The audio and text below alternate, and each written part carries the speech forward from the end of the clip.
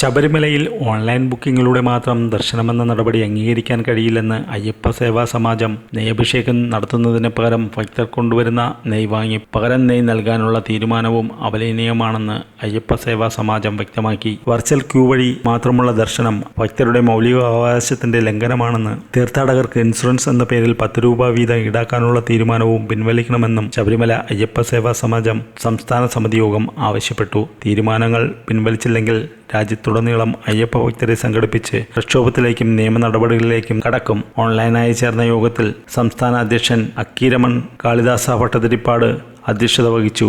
ദേശീയ general secretary Erode Rajan, joint secretary Vinod Kumar, Swami Ayyappadas, Aravindakshan, Murali Kolangad, BK Viswanathan, K Krishnankutty മുതലായവർ സംസാരിച്ചു. കഴിഞ്ഞ ദിവസമാണ് മുഖ്യമന്ത്രി പിണറായി വിജയന്റെ അധ്യക്ഷതയിൽ ചേർന്ന ശബരിമല മണ്ഡല മകരവിളക്ക് മഹോത്സവ മുന്നൊരുക്കങ്ങളുടെ അവലോകന യോഗത്തിൽ ഒരു ദിവസം പരമാവധി 80,000 പേരെ ദർശനത്തിന് അനുവദിച്ചാൽ മതിയെന്ന് തീരുമാനിച്ചത്. ഇത്തവണ ഓൺലൈൻ ബുക്കിംഗ് മാത്രം മതിയെന്നും ഈ യോഗത്തിലാണ് തീരുമാനിച്ചത്. സ്പോട്ട് ബുക്കിംഗ് ഉൾപ്പെടെയുള്ള സൗകര്യങ്ങൾ തിരിച്ചു കൊണ്ടുവരണമെന്ന് ഭക്തർ ആവശ്യപ്പെടുന്നുണ്ട്. BJPയും ഇക്കാര്യം ആവശ്യപ്പെട്ടിരുന്നു.